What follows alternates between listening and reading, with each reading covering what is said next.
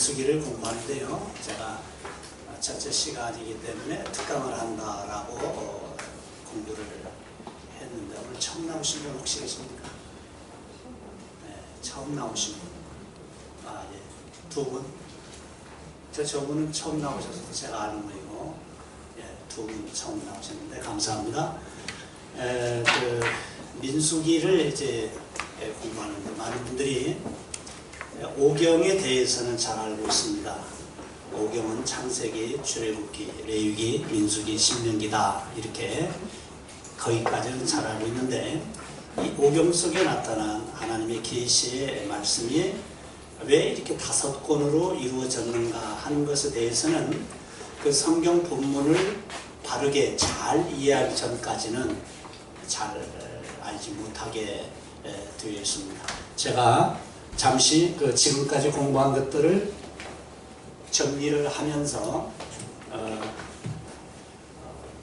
민수기 내용이 어떤 내용인가를 지금부터 잠시 말씀을 드린 다음에 그 다음에 교재를 가지고 또 심도 있게 공부를 하도록 하겠습니다. 이스라엘 백성들이 애굽에서 나올 때를 우리가 출애굽이라고 얘기합니다. 이 출애굽 그러면 이스라엘 백성이 애굽에서 나왔다는 것만 생각해서는 안 되고요. 이 출애굽은 아브라함의 언약을 이루시기 위한 하나님의 구속사역이다 이렇게 이해를 하셔야 돼요. 그래서 창세기 15장에 하나님이 아브라함에게 너의 후손이 이 가나안 땅에 다시 올 것이다 하는 약속을 이루시기 위해 하나님께서 때가 되었을 때, 그러니까 아브라함에게 그 말씀을 하신 이후 약 400년 이상이 지났을 때, 하나님의 언약이 이루어질 때가 되었을 때 하나님이 모세를 세상에 보내시고 출애굽을 준비하시고 이스라엘 백성을 애굽에서 건져내셨습니다. 그리고 이 출애굽 제1년, 그러니까 출애굽 때가 본래는 7월 달인데 그 해를 1월로 계산을 해서 다시 이스라엘의 원력이 시작이 됩니다. 그래서 1월 14일에 이스라엘 백성들이 마지막 6월절 밤을 보내고 2월 15일 아침에 영광스럽게도 애굽에서 나오게 되는 것이죠. 그래서 출애굽해서부터 이스라엘 백성들이 약 1년 동안 그들이 어디 있었냐면 시내 광야까지 내려옵니다. 시내 광야, 제가 지도를 좀 자꾸 그리는 이유가 있는데 이 배경을, 우리가 구약 성경을 이해할 때는 배경을 잘 이해하는 것이 중요한데요. 그 배경을 이해하지 않고 그냥 성경을 해석해 버리거나 설교를 해버리게 되면 그렇지 않는 경우에 비해서 배경을 알고 하는 것과는 많은 차이가 있게 되고 잘못하면 문자로만 이해하게 되는 우를 범하게 되는 것이죠. 자, 이스라엘 백성들이 애굽에서 나온 것이, 자, 여기 시내 광야가 있고요. 애굽에서 고센 땅에서 출발을 합니다. 그리고 남쪽으로 내려와서 그들 홍해를 건너죠. 홍해를 건너서 이게 바로 시내 반도고 이게 시내 광야고 여기가 시내산에 있습니다. 그래서 이스라엘 백성들이 애굽에서 나온 지 1년 될 때 애굽에서 나와서 이 시내 광야를 거쳐서 시내산 기슭에 텐트를 짓고 여기까지 있었는데, 여기까지 있을 때 가장 중요한 것이 이 홍해를 건너고 내려와서 그들은 여기서 무엇을 했느냐면은 여러분 잘 아시는 대로 하나님이 언약을 받습니다. 시내산에서. 그리고 언약의 두 돌비를 담아둘 수 있는 언약궤, 이게 출애굽에서 증거궤라고 나오죠. 나중에 이 말이 법궤라는 말로 또 나옵니다. 그래서 원래는 증거궤인데 그 10가지 주께서 주신 언약이 바로 언약이다 해서 언약궤, 언약을 담아놓는 상자다 그래서 언약궤라고 해요. 그래서 여기서 언약궤를 만들고 두 번째 이 언약궤를 담아 놓을 수 있는 하나님의 임재의 상징인 언약궤를 좀 뚜껑, 그것을 속죄수라고 해요. 여기가 바로 하나님의 임재의 장소입니다. 구약에서는요. 그래서 그 언약궤를 만들고 언약궤를 덮는 뚜껑을 만든 다음에 그것을 보관하는 성막을 만들게 하시죠. 그래서 출애굽기 무려 25장부터 출애굽기 40장까지 무려 16장에 걸쳐서 이 성막을 만드는 것에 출애굽기는 할애를 하고 있죠. 그래서 성막을 만들고 이 성막을 중심으로 또 휘장을 쳐서 하나님께 제사를 드리는 공간을 만드는데 그것이 바로 회막입니다. 그래서 이스라엘 백성들은 애굽에서 나온 지 1년쯤 되었을 때, 그러니까 출애굽 제 2년 1월 1일 날 하나님이 모세에게 말씀하신 대로, 그리고 하나님 모세에게 알려주신 크기와 모양과 색깔대로 성막과 회막을 만듭니다. 그래서 드디어 이스라엘 백성들이 애굽에 있을 때에 모세가 와서 바로에게 했던 말, 내 백성을 내보내라, 그들이 광야에 가서 나를 섬길 것이다 하는 그 말씀을 이루는데, 바로 이 회막에서 언약궤 앞에서 그들이 하나님께 짐승의 피를 뿌려가며 제사를 드림으로 하나님을 섬기기 시작을 한 것입니다. 이때까지가 바로 출애굽 제2년 1월 1일이니까 출애굽 제2년 1월 14일이면 만 1년인데 만 1년이 되기 2주 전이죠. 이때 이걸 만드는 거예요. 여기까지가 출애굽기입니다. 그러니까 여러분들이 오경을 생각할 때 출애굽기는 물론 그 전에 출애굽 준비하기 위한 하나님의 섭리도 있지만 실제로 이스라엘 백성이 애굽에서 나올 때로부터는 딱 1년, 약 1년 동안에 있었던 기록이 출애굽기예요. 자, 이렇게 이제 하나님께서 언약을 주시고 성막을 만드시고 회막을 만드셨습니다. 무슨 의미가 있습니까? 이건 시작에 불과한 거예요. 그래서 하나님께서 출애굽 이후 1년 동안 역사를 기록한 것이 출애굽기라면, 다시 하나님께서는 출애굽 제2년 1월 달에 모세를 시내산에 다시 부르십니다. 다시 부르시고 그에게, 자, 하나님께 제사를 드릴 수 있는 성막, 회막을 만드셨습니다. 이것만 가지고는 제사가 이루어지지 않아요.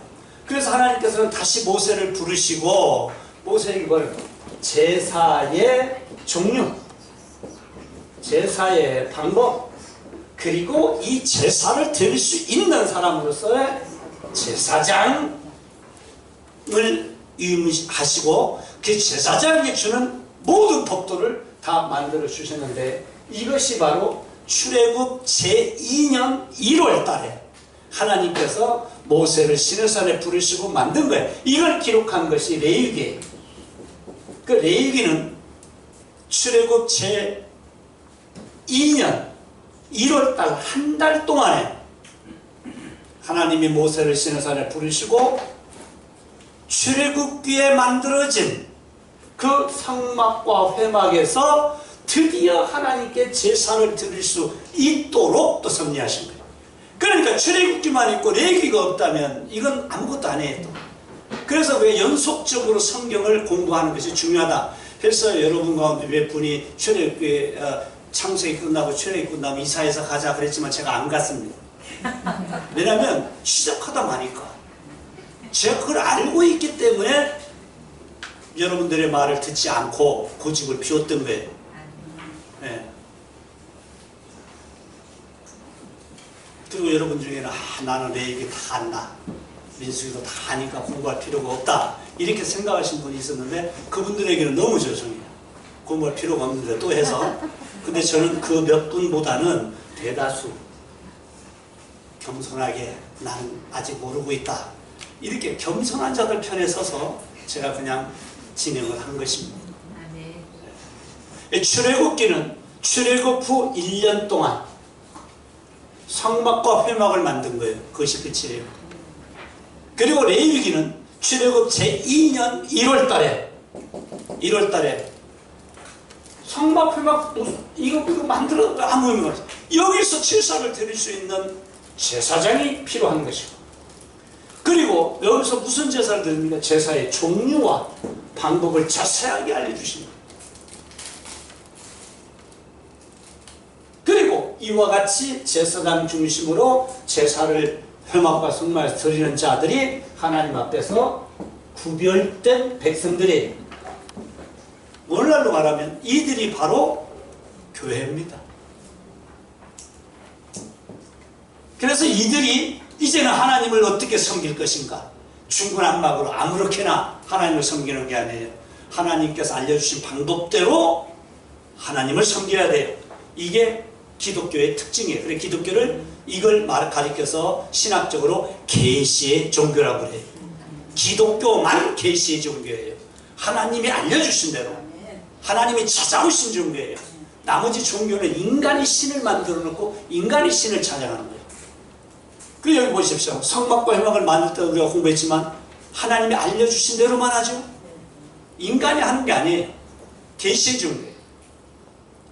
자, 여기까지가 이제 레위기예요. 그래서 구별된 하나님의 백성들. 그리고 이제 여기서 하나 제가 빠뜨렸는데 복습하면서 이 내용 속에서 여러분 출애굽기 19장을 빼놓으서는 출애굽기 중에서는요, 출애굽기 19장과 출애굽기 20장이 핵심입니다. 왜냐하면 출애굽기 20장이 십계명이 나오거든요. 십계명이라는 말보다는 10가지 언약이에요. 언약이라는 말은 언제든지 예수 그리스도 안에 성취되고 그리스도의 재림 때까지 가서 완성이 되는 그러한 특징이 있는 것을 우리가 언약이라고 해요. 이 십계명은 예수 그리스도가 이 땅에 오시고 십자가에 죽으시고 부활하심으로 끝난 게 아니고 성취되었고 그것이 더 나아가서 주님 재림 때까지 이어지는 겁니다. 그래서 출애굽기 20장에는 십계명이에요. 이 십계명을 주시기 위해서 하나님은 출애굽기 19장에서 모세를 부르시고 말씀을 하셨는데, 이 출애굽기 19장의 말씀이 바로 언약이에요. 여기 보면 뭐라고 나와 있습니까? 베드로전서에 있는 내용 그대로죠. 너희는 내가 택한 백성이고 제사장 나라고 거룩한 백성이다 나오죠. 19장에 바로 이것이 뭐냐? 교회예요. 하나님이 선택했고 하나님이 부르셨고 하나님이 애굽에서 이스라엘 백성을 꺼내왔잖아요. 그래서 그들이 여기까지 올 때 그냥 온 것 같지만 하나님이 꺼내오신 교회였어요. 그래서 출애굽기 19장에서 드디어 교회란 말은 없지만 교회와 같은 모습으로 하나님이 언약을 주시고요. 20장에서 드디어 하나님과 이스라엘 백성 사이에 관계가 형성이 돼요. 출애굽 십계명을 지키면 하나님의 백성이고 하나님은 출애굽을 지키는 백성들의 아버지시고 한 관계가 형성이 돼요. 언약이라는 말은 언제나 관계가 형성이 되는 거예요. 예수 그리스도가 이 땅에 오셔서 십자가에 죽으시고 부활하는 것을 믿는 믿음으로 우리는 하나님을 아버지라고 부르는 관계가 형성이 되는 거예요. 아멘. 그 믿음 안에서 이 관계가 형성된다는 것이 얼마나 중요한지 몰라요. 이게 바로 언약의 특징입니다. 그러니까 성경을 대할 때 문자적으로만 이해하게 되면 이 언약을 다 놓쳐버려요. 그리고 문자만 가지고 평생 목회를 하게 되면 참 설교하기가 팍팍하고 어려워요.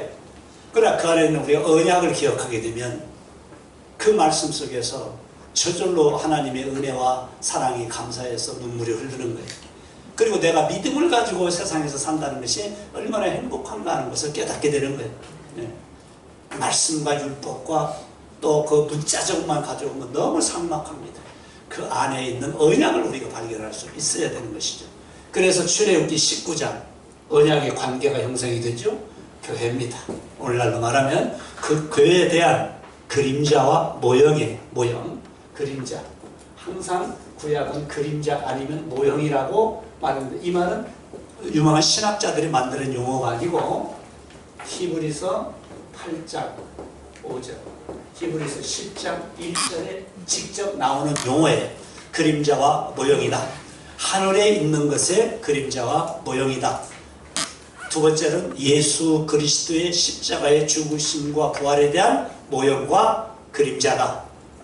이렇게 모형과 그림자라는 말로 구약의 모든 사건과 언약을 말하고 있었던 거죠. 그것을 신약시대에 주님이 부활하신 이후 유대인 중에 유대인이었던, 그래서 구약의 율법을 잘 알고 있는 사람이 예수님을 믿어서 구원받고 그리스도가 된 사람이, 그리스도인이 된 사람이 히브리서를 지금 우리가 공부하는 이 5경 이러한 내용들을 예수 그리스도 중심으로 해석을 한 거예요. 언약적으로. 그것이 히브리서입니다.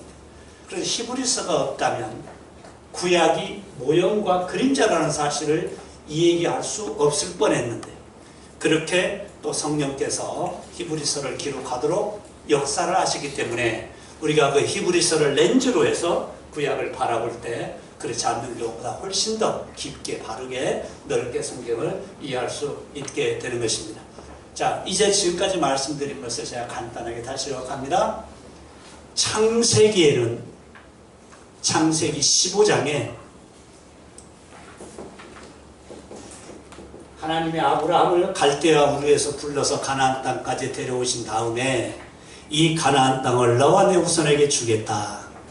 언제요? 4대 만에. 이 아브라함에게 주신 언약을 이루시기 위해 400년이 지났을 때 하나님이 모세를 보내어서 이 창세기 15장에 아브라함의 언약을 이루시기 위해 이스라엘 백성들을 애굽에서 꺼내는 거예요.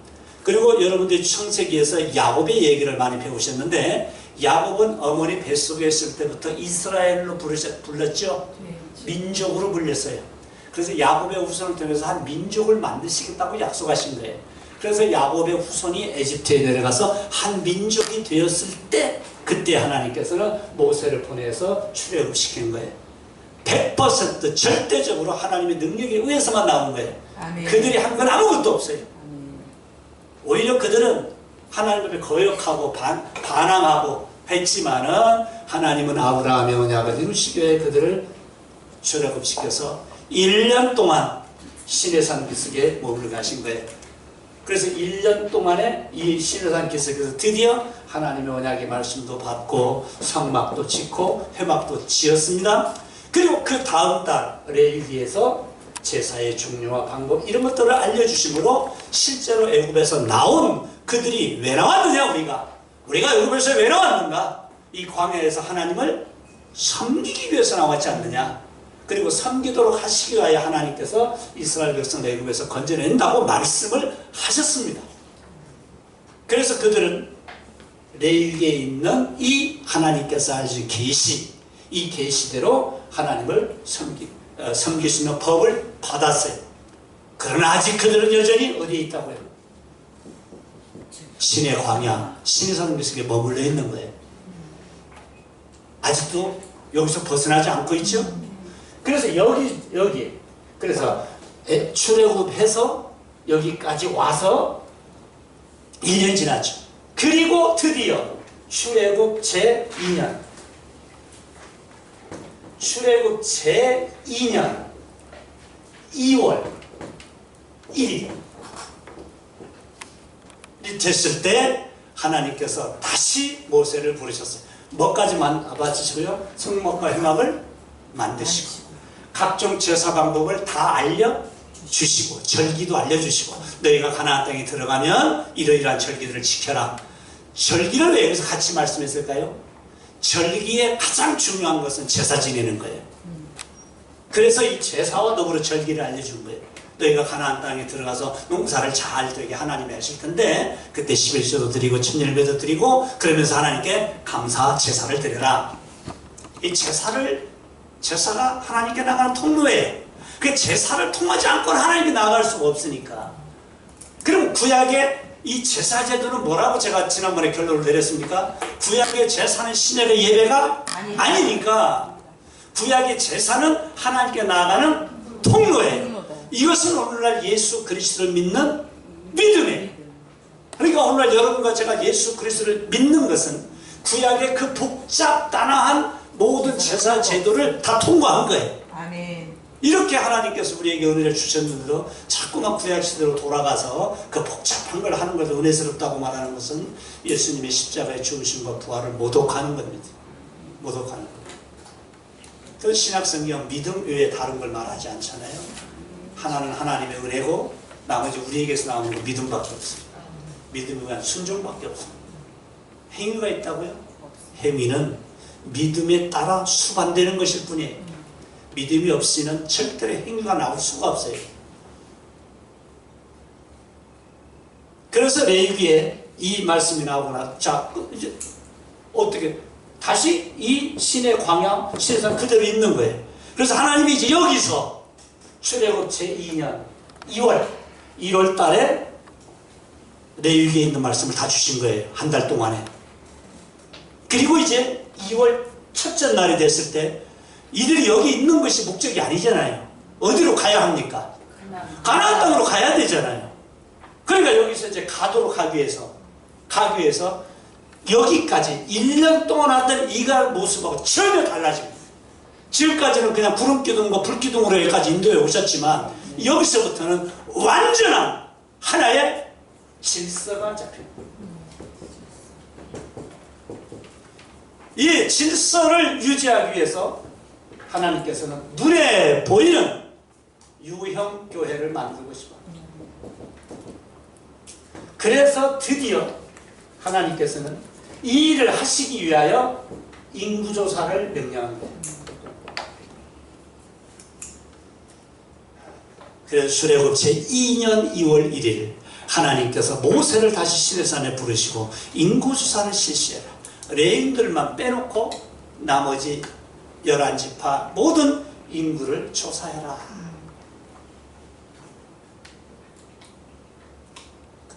더 재미있는 것은 민수기로 들어가면 민수기로 이제 들어갑니다. 그래서 민수기 1장으로 들어가서 2절부터 어떠한 단어가 나오냐면 지금까지 나오지 않는 단어가 나오기 시작하는 거예요.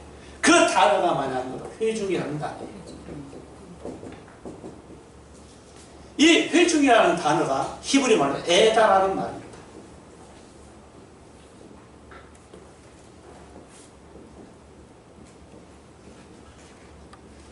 이 단어 외에 또 하나가 나오는데 카할이라는 단어가 나옵니다.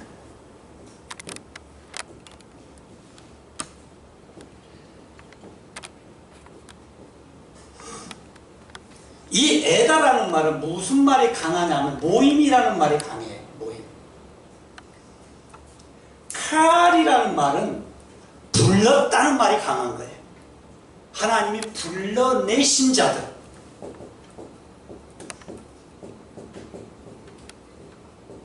그래서 이제 민수기에서부터 이스라엘 백성들은 이렇게 불리지 않고 회중 또는 불러냄을 받은 자, 애굽으로부터 건짐을 받은 자, 불러냄을 받은 자라는 말이 나오는 거예요. 민수기를 바라보고 유명한 말을 남긴 사람이 스데반이에요.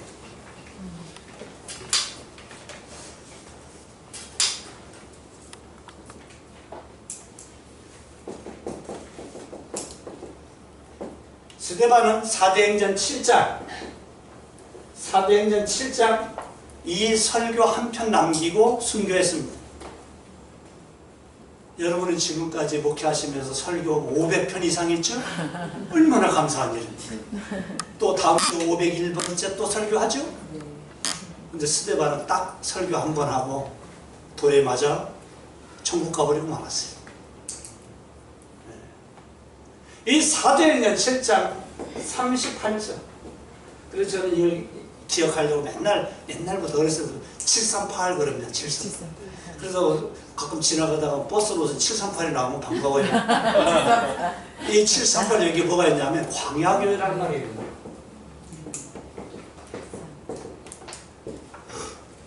광야교회. 사도행전 7장 38절에서 스데반이 구약성경을 바라보면서 그가 이스라엘 백성들에게 예수 그리스도는 구약에 예언된 선지자요, 메시아요, 그를 믿어야 구원을 받는다는 사실을 그가 강조하고 설교에서 가르칠 때에 그는 오경을 설교했어요. 놀랍죠? 네. 요즘 말로 말하면 오경을 강의 설교한 거예요. 그때 민수기에 이르자 딱 한마디 던졌어요. 뭐라고요? 광야교회라고. 너희 조상들이, 즉 유대인들에게 스데반이 말한 겁니다. 스데반이 말하기를 유대인들에게 너희 조상들이 광야교회로 있을 때 라는 말을 썼어요. 그래서 사도행전 7장 38절 스데반의 설교에 나오는 이 광야교회에 있을 때 라는 이 말 때문에 2000년 동안 기독교 신학에서는 광야교회라는 말을 사용을 하는 것입니다. 어느 유명한 신학자가 말했기 때문이 아니에요. 어느 목회 잘한 목사님이 말했기 때문이 아닙니다. 스데반이 성령에 충만해서 민수기를 바라볼 때 민수기에 나타난 그리스도를 그가 본 거예요. 그래서 이미 애굽에서 나온 그들은 하나님으로부터 어떻게 한다고요? 카할, 불러내신 자들이고 그들의 뭡니까? 모임이잖아요. 불러내신 자들로서의 모임이기 때문에 그걸 광야교회라고 하는데 실제로 광야교회라는 명사는 없습니다. 사도행전 7장 38절을 문장 그대로 직역을 하면 광야에 있는 교회 이렇게 되어 있어요. 광야에 있는 교회. 어느 광야? 신의 광야로부터 시작해서 가나안 땅까지 들어갈 때까지 40년 동안 그들은 광야에 있는 교회로 존재했다 그 말입니다. 여기서 교회라는 말은 건물이 아니고 불러내신 자들의 뭐라고요? 모임. 그래서 여러분 신학과 신앙과 교단에 관계없이 모든 순복음이든 침례교든 장로교든 감리교든 대부분의 교의신학, 조직신학책에 보면 교회를 설명할 때 언제든지 교회가 무엇인가 라고 얘기할 때 1번 구약에서는 에다와 카알이라고 부를 때 이렇게 시작해요. 교과서 같아요. 왜 그랬을까요? 왜 카알과 에다라는 말을 쓸까요? 네, 광야교회 때문에 됐습니까? 네. 오늘 그래서 제가 민수기를 시작하면서 광야교회에 대한 특강을 하겠다고 말씀을 드린 겁니다. 이 성경신학은 성경에 있는 것을 근거하지 않고는 말하지 않습니다. 조직신학은 여기저기 있는 걸 모아가지고 그것을 학문적으로 체계 있게 정리해 놓은 것이 조직신학이지만 성경신학은 성경 본문에서만 얘기합니다. 그러니까 너무나도 근거가 분명하죠. 그래서 이 광야교회 첫째 스데반이 말을 했습니다. 두 번째 뭘 보고 말했다고요? 민수기를 보고 말한 거예요.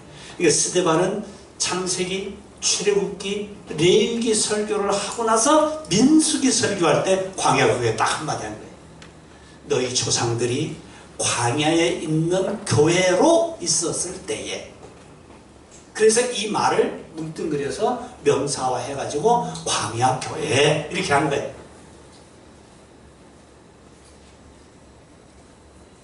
마지막으로 이 광야교회의 특징은 뭘까요? 불러냄을 받은 자들, 애국으로부터. 그리고 불러냄을 받은 자들의 뭐라고? 모임이죠. 모임. 그래서 요걸 이제 강조하기 위해서 민수기에서는 인구조사를 실시해라. 인구조사를 실시해라. 이것이 민수기 1장의 내용이고 2장, 3장, 4장, 5장, 6장까지 계속해서 사람 숫자만 세는 것. 그래서 그걸 어떻게 질서 있게 만드는가 재미가 한 개도 없어요. 그래서 아마 민수기 1장부터 5, 6장까지는 그걸 제목으로 해서 설교하신 분이 여기에 한 명도 있을 거예요. 말이 좀 이상한데 네. 네. 설교할 거리가 없는 것처럼 생각을 해요. 네. 왜냐하면 문자적으로 별 좋은 게 없으니까. 그러나 광야교회의 시작입니다. 대단히 중요하죠. 이것이 이 광야교회가 예수 그리스도가 십자가에 죽으시고 부활한 이후에 베드로에게 말했죠. 마태복음 16장. 이건 잊어버려서는 안 됩니다. 교회. 베드로에게 주님께서 말씀했습니다. 바요나 시몬아, 사람들이 날 누구라고 말하느냐? 여러 가지 대답한다고 했습니다. 그때 주님께서는 베드로를 콕 집어서 말하기를 너는 나를 누구라고 하느냐? 베드로가 이렇게 말합니다. 주는 그리스도시요 살아계신 하나님의 아들이시다. 이 신앙 고백을 했죠. 네. 그랬더니 주님께서 칭찬하시기는커녕 이것을 네게 알게 하니는 하나님이시다. 하나님 아버지시다. 하나님 아버지가 영적으로 너에게 이걸 알려주었기 때문에 네가 대답을 했다. 그리고 거기에 보면 내 위에 교회를 세우리라. 이게 바로 예수님께서 맨 처음 이 땅에 계실 때 맨 처음 교회라는 단어를 사용하신 거예요. 내 위에 교회를 세우리니. 로만 개돌교에서는 내 위에라는 말을 베드로 인격이라고 해석을 하기 때문에 베드로를 초대 교황이라고 말하는 거예요. 그러나 우리 개신교에서는 베드로의 인격이 아니라 베드로의 신앙 고백. 주는 그리스도시요 살아계신 하나님의 아들이라고 말하는 신앙 고백 위에 교회가 세워진다고 말하는 거예요. 그 교회는 유형교회가 아니에요. 건물이 아니라고 말해요. 예수 그리스도를 주는 그리스도시요 살아계신 하나님의 아들이라고 믿는 고백을 통해서 그가 교회가 되는 거예요. 불러냄을 받은 자가 되는 것입니다. 그들의 모임이 교회예요. 이게 불러낸 자 한 사람, 두 사람, 세 사람, 네 사람, 두세 사람이 모인 곳에 내가 너희들과 함께 하겠다. 그 두세 사람이 모인 곳이라는 말이 교회라는 말이에요. 교회에 내가 함께 하겠다. 그래서 교회의 머리 되신 분, 교회의 몸이신 분이 예수 그리스도예요. 그 두세 사람이라는 말을 오해해서는 안 돼요. 그게 교회라는 말이에요. 교회. 그래서 예수님께서 땅에 계실 때 베드로의 신앙 고백, 그 위에 교회를 세우겠다. 그러면 그 전에 교회가 없어야 맞죠? 그렇습니다. 없었습니다. 교회는 예수 그리스도가 십자가에 죽으시고 부활하신 이후에 이 땅에 눈에 보이게 유형교회로 나타난 거예요. 그럼 그 전에는 뭐냐? 바로 그 전에도 스데반이 말한 대로 광야교회가 있었는데 뭘로 있다고요? 그림자와 모형으로 됐습니다. 그래서 광야교회는 교회의 그림자와 모형으로 존재했었고 그것이 나중에 예수 그리스도 안에서 어떻게 됐다고요? 성취가 되었습니다. 그리고 이 교회가 주님 재림할 때까지 이 땅에서 온갖 핍박을 받고 멸시와 천대를 받고 그리고 고통을 받으면서도 마지막 순간에 최후의 승리의 깃발을 꽂는 것이 교회예요. 그러니까 교회는 마지막 최후의 승리를 얻는 곳이지 지금 이 땅에서 우리가 막 세상의 악을 다 몰아내고 하는 게 아니에요. 그래서 제가 이 교환 그 뒤다도 나중에 썼는데 벌써 제가 앞뒤로 다 읽었더니 결론부터 나옵니다. 교회 너희는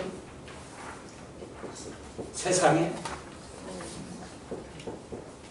1번 소금이 되어라 2번 빛이 되어라 3번 너희는 소금이다 너희는 세상의 빛이다 어떤 게 맞습니까?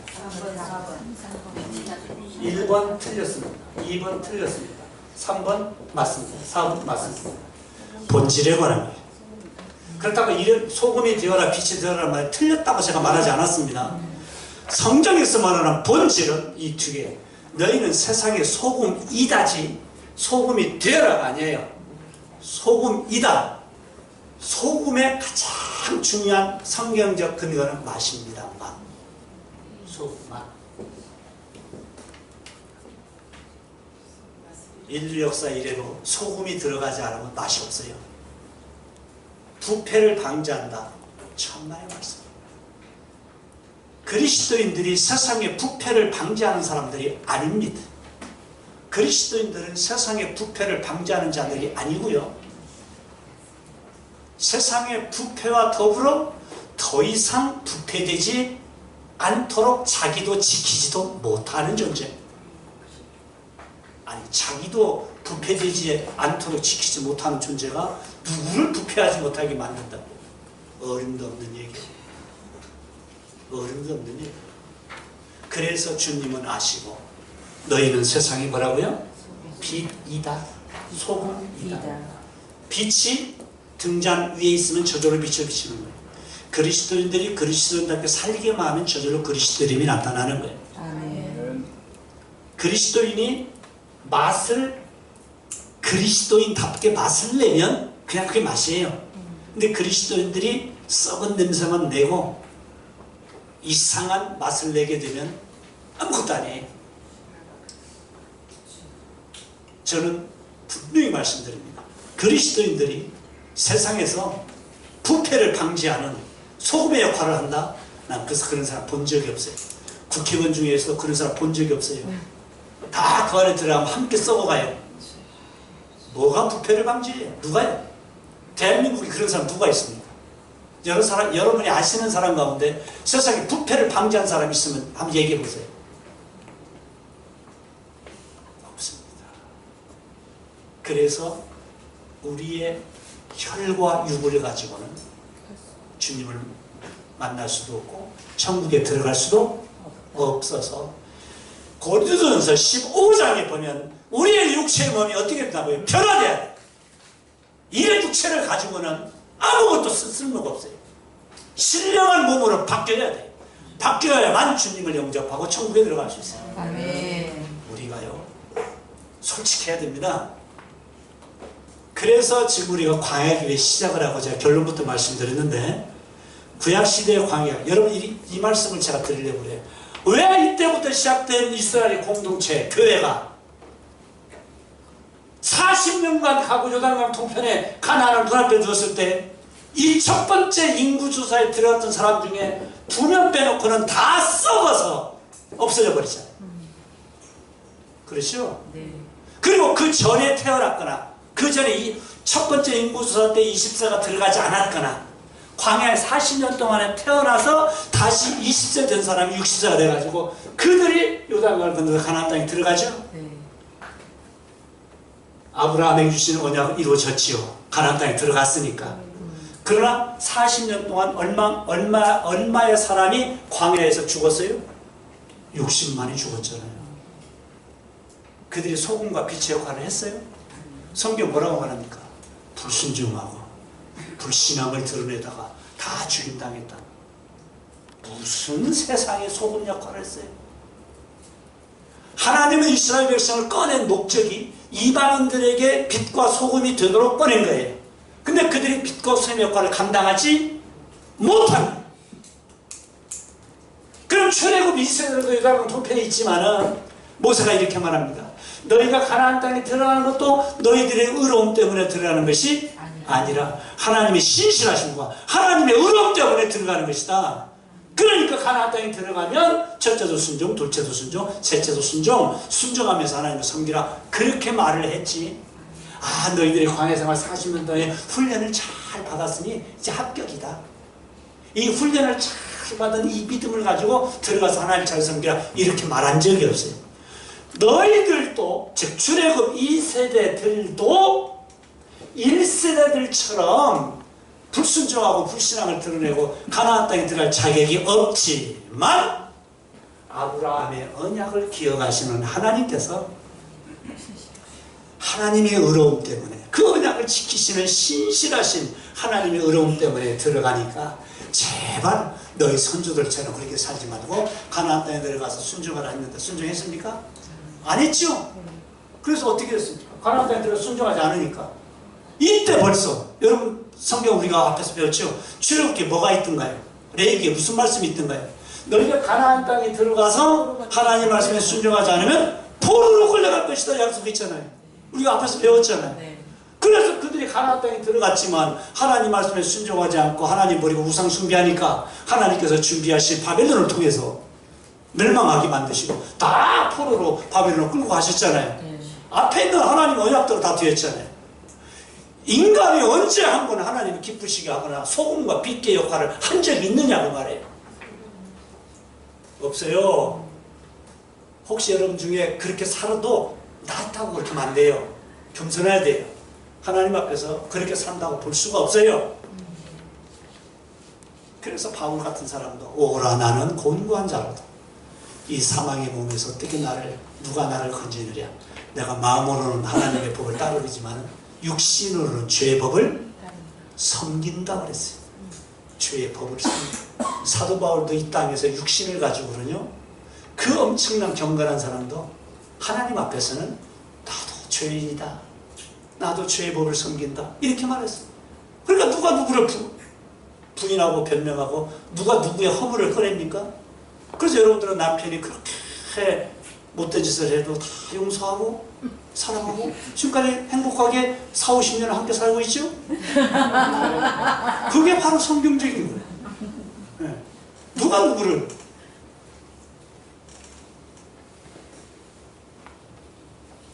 제가 자꾸 이런 쪽으로 말씀을 드리는 것은요, 이제 제가 강의를 거의 마칠 때가 됐습니다. 오늘 강의 마치가 아니고 학교도 이제 거의 끝났고 다 이제 끝나갑니다. 이제 조금 그런 것들이 성령의 은혜 안에서 보이는 것 같아요. 네. 저도 젊었을 때는 참 혈기왕성하게 별말을 다 했는데 얼마나 하나님 앞에 죄송한지 모릅니다. 할 말은 못하고 안 해야 될 말을 많이 했고 막 그랬습니다. 뒤죽박죽 했어요. 이제 조금 이렇게 정리가 되는 것 같은 느낌을 받습니다. 자, 이제 제가 일어서서 드리는 말씀을 이제 끝날 때가 됐습니다. 그래서 민수기 1장 시작 때부터 에다라는 용어가 나와요. 뭐예요?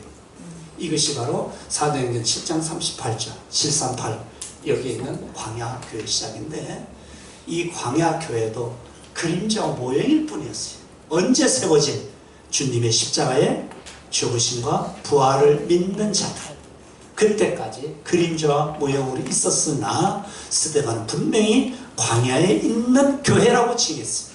그들이 하나님부터 부름을 받은 칼이었고 그 칼들의 모임으로서의 에다였기 때문에, 그래서 모든 대한민국이나 모든 신학의 체계가 아주 교회란 말을 할 때는 에다와 칼이란 말을 써서 구약을 얘기하는 이유가 바로 거기에 있습니다. 그리고 이제 이것이 그리스도 안에서는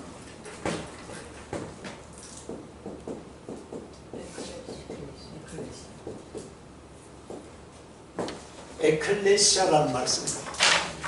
이건 헬라 말이고 이건 히브리 말입니다. 에클레시아라면 아시죠? 에크라고 하는 전치사, 칼레오,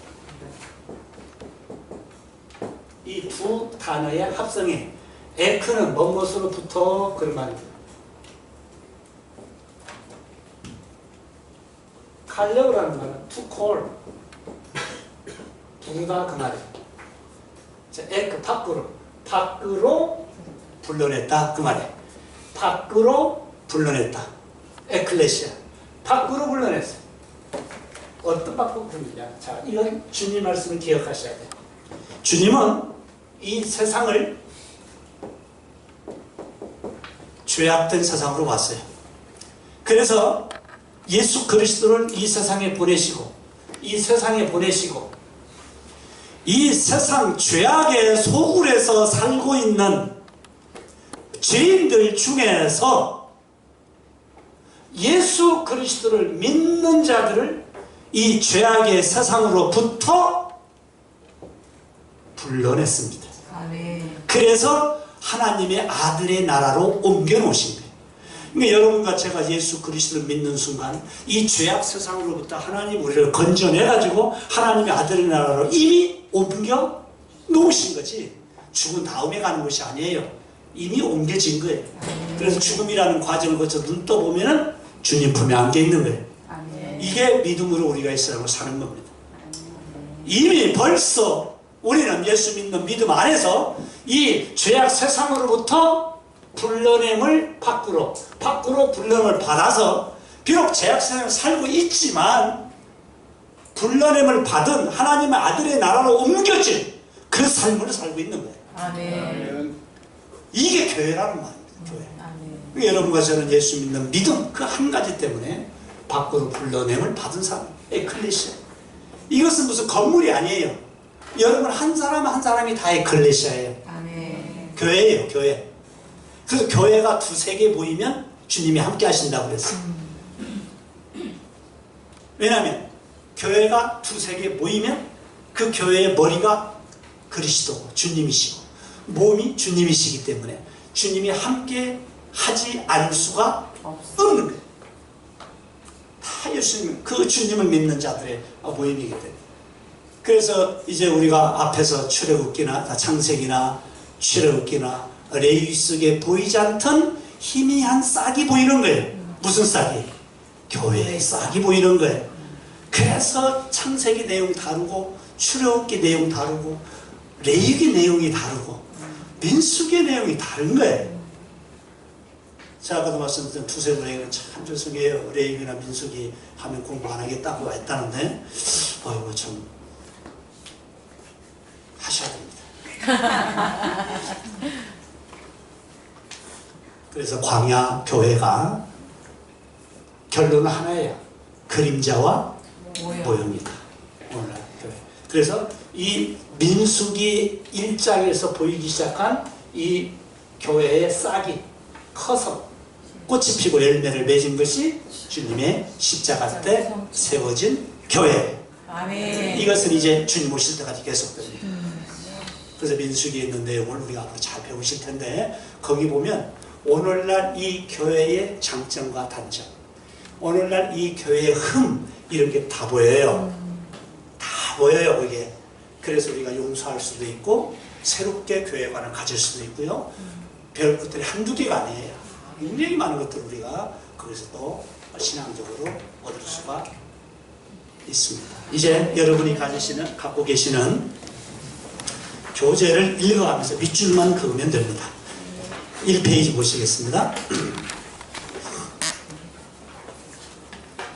자, 민수기 명칭부터 봅니다. 히브리인들은 일반적으로 성경 각 권의 이름을 붙일 때 그 내용의 첫 부분의 단어를 제목으로 삼는 습관이 있었습니다.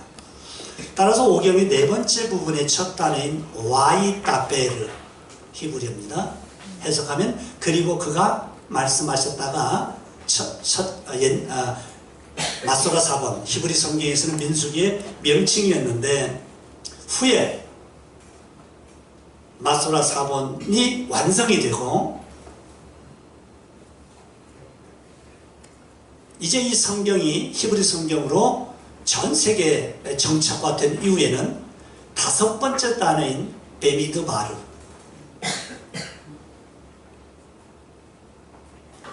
광야에서 in the desert라고 하는 말, 광야에서라는 말로 이 말이 명칭이 되었습니다. 그러나 헬라 역본인 70인역에서는 내용에 따라 민수기를 아리드모이라고 불렀습니다.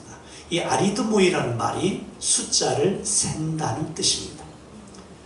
즉 광야에서 인구조사를 했음을 가리키는데 영어 명칭도 헬라 명칭 또는 라틴어 성경을 벌게이시라고 합니다. 라틴어 벌게이스의 의미를 그대로 따라서 민수기, 백성들의 숫자를 셌다 이런 말로 한국 성경에도 붙였습니다. 한글 성경도 헬라 역본 70년의 명칭에 따라 숫자를 세웠다는 의미로 민수기라고 부릅니다. 그러니까 우리 한글 성경의 민수기라는 이 말은 민, 백성민, 숫자, 수, 그러니까 백성들의 숫자를 세웠다. 그래서 민수기에는 딱 두 번 나오죠. 숫자 센 것이. 민수기 앞부분에서 첫 번째 인구조사가 나오고 40년 광야 생활을 마친 후에 두 번째 인구조사를 하죠. 네. 놀랍게도 60만 이상의 숫자가 똑같아요. 네. 거의 비슷합니다. 그래서 민수기라는 책은 두 번의 인구조사를 한 내용, 그런 내용입니다. 내용은 뭘까요? 첫 번째 인구조사한 사람은 2명만 빼고 다 죽었다. 두 번째 인구조사한 사람들, 그 사람들만 가나안 땅에 들어갔다. 이게 민수기의 끝이에요. 그러면 그 사이에 뭐가 있을까요? 하나님의 은혜밖에 없어요. 하나님의 섭리밖에 없어요. 하나님의 은혜 가운데 두 번째 인구조사한 사람이 가나안 땅에 들어가서 아브라함의 언약을 이루시는 하나님의 언약의 역사 속에서 성취된 것뿐이다. 인간이 협조해야만 하나님의 언약이 이루어진다면 그 언약은 이루어지지 못했을 것이다 하는 이러한 교훈을 얻게 되는 것입니다. 히브리어 명칭과 헬라어 명칭을 종합하면 민수기는 하나님께서 인구조사를 하라고 모세에게 말씀하신 대로 광야에서 인구조사를 한 이후에 사해 북쪽 요단강 동편까지 약 39년 동안의 광야에서의 역사를 기록한 책이 민수기예요. 그러니까 민수기에 나오는 연대기가 제일 길죠. 출애굽기는 약 1년, 레위기는 약 1개월, 민수기는 약 39년.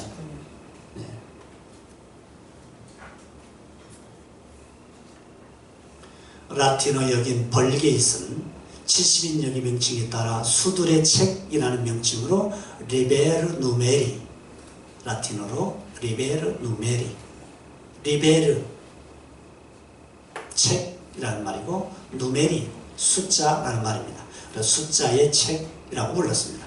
영어 성경은 숫자들 넘버즈이라는 명칭을 붙였으며 우리말 성경도 백성들의 수를 세었다는 의미에서 민수기라고 부릅니다. 이 상을 종합하면 모세오경의 네 번째 책은 광야에서 시작할 때 광야 교회의 회중의 수를 세웠으며 광야 생활을 마칠 때 두 번째 회중의 숫자를 세었는데 그 수가 비슷했음을 알리는 책입니다. 하나님의 언약 아래서 아브라함의 언약이 하나님의 주권적인 섭리 아래서 그분의 신실하심으로 이루어졌다는 것을 우리에게 보여줍니다. 즉 애굽에서 나온 이스라엘 백성들의 숫자는 20세상의 남자 회중의 숫자가 약 60만 3,550명이죠. 약 40년 광야 생활 중에 60여만여 명이 그들의 죄악, 불신앙과 불순종입니다. 거의 대부분 죽임을 당했습니다. 그러나 광야 생활 40년 후 두 번째 인구조사를 했을 때 약 60만여 명이 다시 20세 이상의 남자로 나타났습니다. 이것은 이스라엘 백성들의 40년 광야 생활이 불순종과 불신앙의 기간고 그들의 나를 헛되게 보낸 무익한 기간, 밑줄을 그어놓으세요. 그들의 나를 헛되게 보낸 무익한 기간, 이 말은 제가 여기다 인용을 했지 이 말씀이 어디에 있느냐면요, 시편 105편에 또 시편 78편에 이 비슷한 말들이 여러 번 반복되어 나타납니다. 그러니까 이스라엘 백성들의 약 38~9년의 광야 생활은 유익한 기간이었다고요? 무익한 기간이었다고요? 무익한 기간이었어요. 행여라도 여러분 이런 말씀 하지 마세요. 그들은 40년 동안 훈련과 교육을 받은 유익한 기간이었다. 천만의 말씀이에요. 무익한 기간. 그냥 없는 것이 더 좋아요. 그 기간 없이 바로 가나안 땅에 들어가는 게 100번 1000번 좋았어요. 무익한 기간이었어요. 그 60만 명의 사람들이 다 광야에서 죽임을 당하는 심판의 기간이었어요. 그래서 시편 105편과 시편 78편 같은 경우는 뭐라고 나온다고? 무익한 기간이라고 되어 있지 그걸 유익한 기간이라고 말한 적이 없어요, 성경이. 그런데 많은 목회자들이 그걸 유익한 기간으로 자꾸 설교를 하니까 제 목소리가 자꾸 커지는 거예요. 하나님 편에서도 본전밖에 안 되는. 본전도? 본전이 안 되죠. 60만 데리고 나가서. 그래서 하나님은 본전 찾으시는 분 아닌데 하나님 편에서 볼 때는 하나님의 신실하심과 의로움을 드러낸 기간이었어요. 그럼에도 불구하고 출애굽 2세대를 가나안 땅에 들어가게 했잖아요. 그 눈물 나는 하나님이시죠. 숫자로는 본전치기 같아요. 60만 시작해서 40년 동안 다 없어지고 또 60만이니까 하나님 앞에는 본전. 그게 이제 그걸 나중에 뒤에 나오는데요. 그게 바로 60만이라고 하는 사람이 광야에서 죽었지만은 가나안 땅에 들어간 숫자는 40년 전 애굽에서 나온 숫자나 40년에 들어간 숫자가 비슷하니까 하나님의 구원의 숫자는 불변하다 하는 구원론으로 연결이 돼요. 그러니까 하나님이 하시는 일은 이렇게 생각하시면 안 돼요. 내가 보니까 내가 내 자신을 봐도 너무 완악해서 구원받지 못할 대상같이 느껴질 때, 그때 하나님 나를 구원해 줬죠. 그러면 이 출애굽, 이 광야 생활을 생각하면 돼요. 그 출애굽 1세대로 들어가지 못할 자들이잖아요. 출애굽 2세대로 들어가지 못할 자들인데 하나님의 언약 때문에 들어갔죠. 예수 믿으면 구원을 해주겠다는 하나님의 언약 때문에 내가 구원받는다. 그렇게 생각하면 정답이에요. 예, 그 질문에는 그렇게 답변을 드리겠습니다.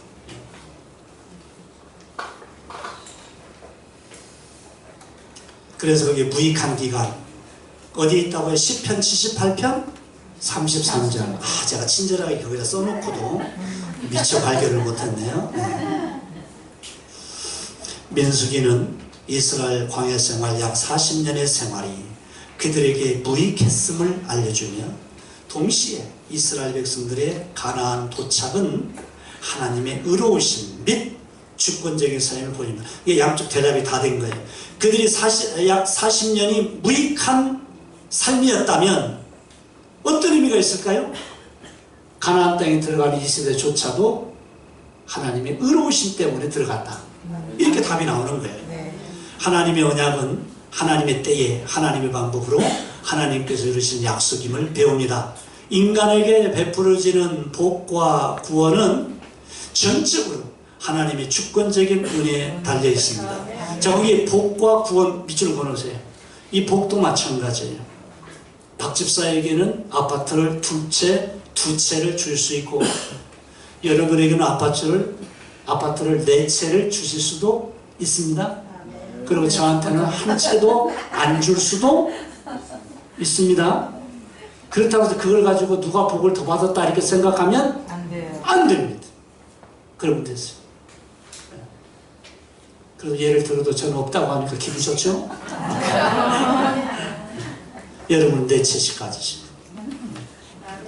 그러니까 하나님의 복과 구원은 전적으로 하나님의 주권적인 은혜에 달려있는 거지 누가 어떻게 했기 때문에 복 받는다 그럼 절대로 안 돼.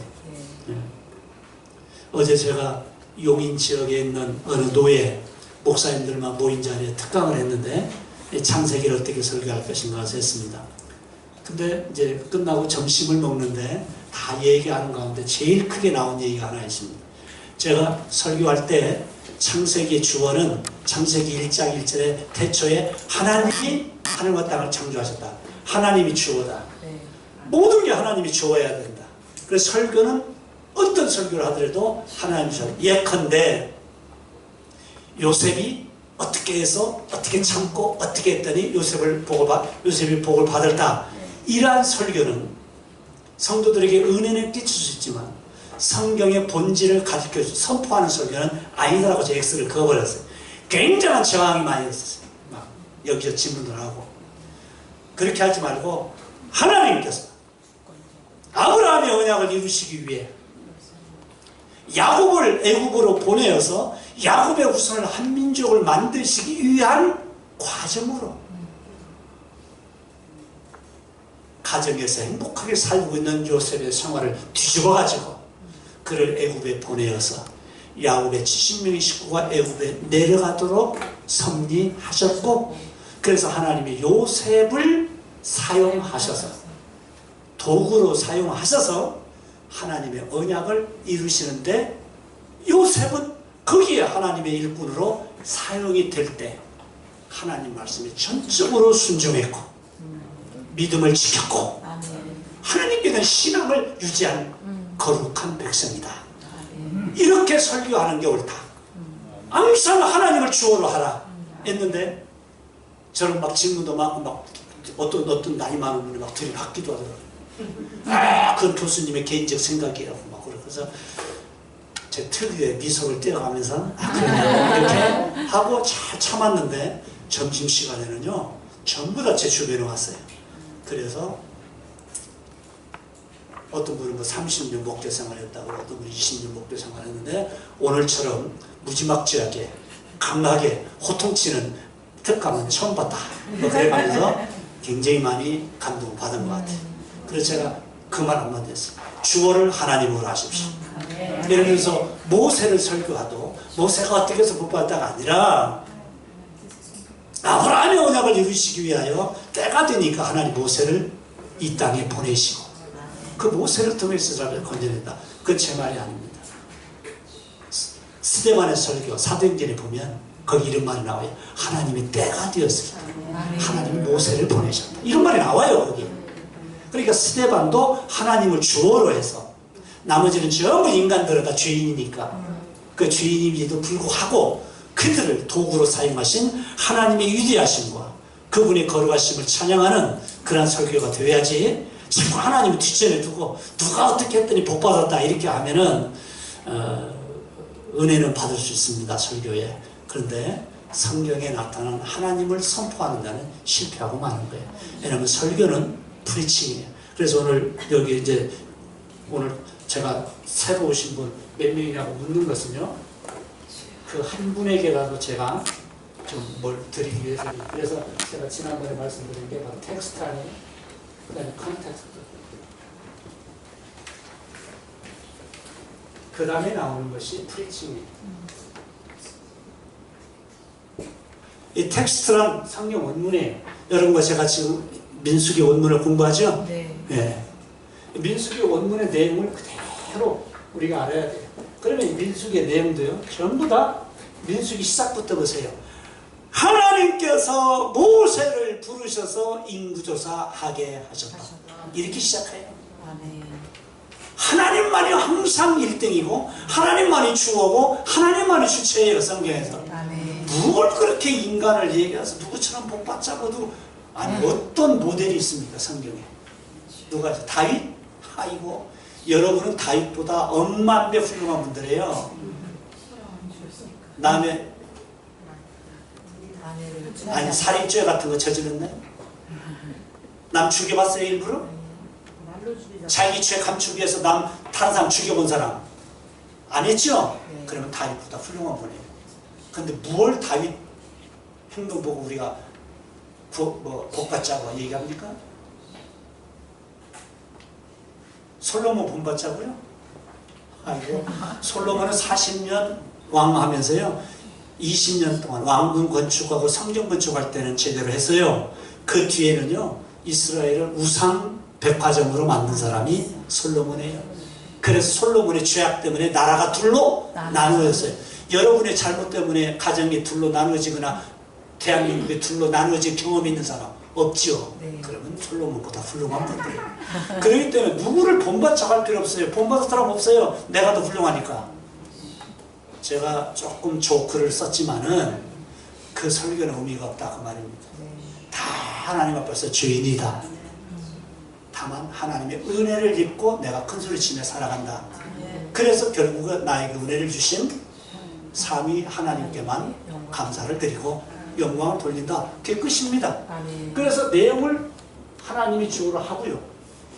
이 내용을 가지고 아 그렇구나 하면서 이 컨텍스트를 만드셔야 돼요. 아까 제가 요셉을 얘기했는데 아 요셉이 억울하게 팔려갔지만은 참 믿음을 지켰다. 그리고 그는 나중에 바로 앞에 가서도 뭐라고 말합니까? 하나님을 소개하죠. 네. 이 꿈 해석은 내게 있는 게 아니고 하나님이 하신다. 이런 면을 받았습니다. 그럼 이제 이 내용을 가지고 이런 컨텍스트를 먼저 잘 만들어내야 돼. 이게 A라고 말하면 우리도 A라고 얘기를 해야 돼. 그래야 설교할 때 이것에 근거해서 A라는 설교가 나오는데 이렇게 하지 않고 다르게 아 요셉이 뭐 어떻게 해서 뭐랄까 그러면 이 설교 이것이 요대로 나가야 되는데 이 A를 만약에 B라고 이해해버리면 설교자는 B라고 들으니까 A가 B가 될 수 없다는 말을 여러분의 귀에 딱지가 들도록 제가 말해봤어요. 그래서 설교자가 하는 것은요 텍스트에서 컨텍스트를 만드는 작업이에요. 이건 평신도들이 죽었다 깨라도 할 수 없어요. 그래서 목회 가운데 가장 많은 시간이 이 성경 연구 시간이라 해요. 설교 준비하는 시간. 그래야만 주님의 양들이 올바른 음식을 먹는 거예요.